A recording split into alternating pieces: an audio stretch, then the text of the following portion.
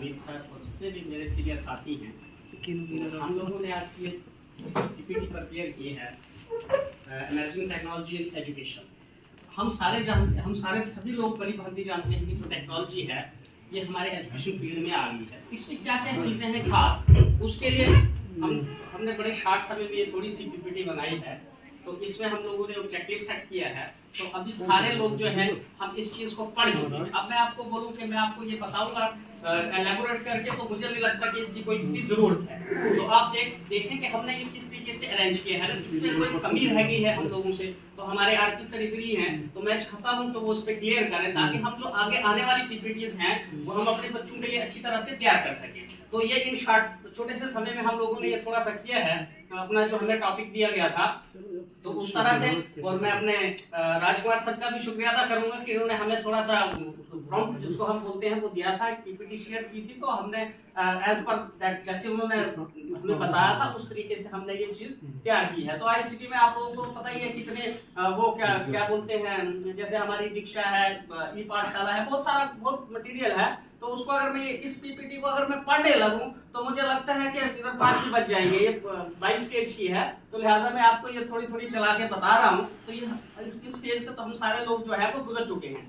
तो मैं सबसे बड़ी चीज जो देखता हूँ, ये जो चीजें हैं ना, ये मुझे बहुत अच्छी लगी है, जो आर्टिफिशियल इंटेलिजेंस की है, जिसमें आप उसको कोई भी प्रॉम्प्ट देते हैं तो आपको ऑटोमेटिकली चीजें बन के आ जाती हैं। और मैं शुक्रिया अदा करूंगा हमारे अजीत सर का कि इन्होंने मुझे ड्यूरिंग जर्नी भी सिखाई ये चीज। तो मैं इनके साथ उधमपुर गया था, वहां से इधर तक आया, तो मुझे वो बहुत फ्रूटफुल सफर लगा। तो हम लोगों ने इस चीज के बारे में बहुत डिस्कस किया, और मैं कहता हूँ कि ये चीज बहुत ही अच्छी है।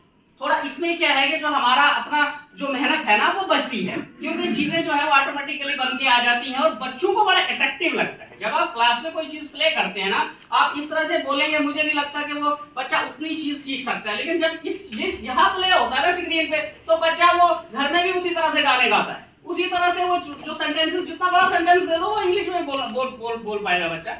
तो ये चीज मुझे लगता है कि ये जो टेक्नोलॉजी जो है हमारे इस एजुकेशन फील्ड में, तो इसका बहुत बड़ा रोल है। और ये चीजें जो है समय के साथ साथ चेंज होती जाती हैं। तो ये चेंज है, इसको तो हमें एक्सेप्ट करना ही पड़ेगा। आप कुछ लोगों को, जो बेचारे पुराने लोग हैं, तो उनको थोड़ी सी डिफिकल्टी भी आती है, लेकिन अब समय के साथ साथ वो लोग भी एडजस्ट हो रहे हैं, ऐसी कोई बात नहीं है। मेरे सीनियर साथी हैं, एक प्रकाश सर हैं, तो वो बोलते हैं जगदीश आप जमाना कुछ थोड़ा उल्टा हो गया है। मैं बोला सर उल्टा नहीं है, सीधा ही है, तो आप भी हमारे साथ चलते रहोगे। अब सियाने लोग जो है उनको थोड़ी सी दिक्कत है, लेकिन कुछ दिक्कत नहीं है, क्योंकि अगर हम एक दूसरे को सपोर्ट करेंगे तो ये पॉसिबल है कि हम इसको कर सकते हैं। It's not very difficult. तो हम उनको भी ये स्लाइडें तैयार करके दे सकते हैं, तो वो भी इसको प्ले करना तो हर किसी को आता है, और बड़े अच्छे तरीके से। मुझे नहीं लगता कि कोई इतना खास मुश्किल होगा। अगर हम डेली प्रैक्टिस करेंगे तो इट्स पॉसिबल कि इस चीज को हम जो है इंप्लीमेंट कर सकते हैं।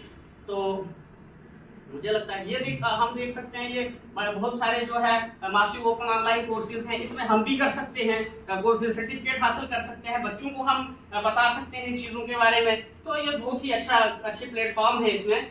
तो इस तरह करके हमने जितना भी कुछ था, भाई ये थोड़े से ड्रॉबैक्स के बारे में भी हमने लिखा था कि इसमें क्या क्या प्रॉब्लम है, कौन कौन सी चैलेंजेस है। तो मुझे लगता है ये लास्ट स्लाइड है। तो थैंक यू। इस तरह से हमारा जो ये